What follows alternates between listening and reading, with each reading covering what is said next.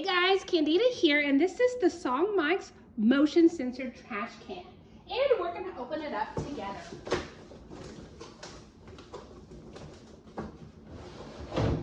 So it's got the styrofoam on top, and we simply got the trash can. So the trash can comes already put together.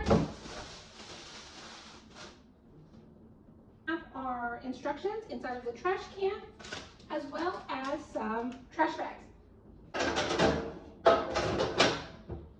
Here we've got the gripper that's going to keep the trash bag in place, and then all we've got to do is put our lid on.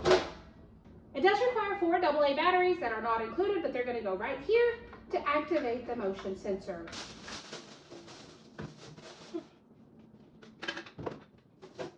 Okay, we have our AA batteries in.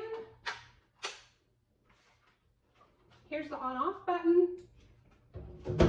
It does have the green light that it's working. And just like that. So the setup was super simple, which is great.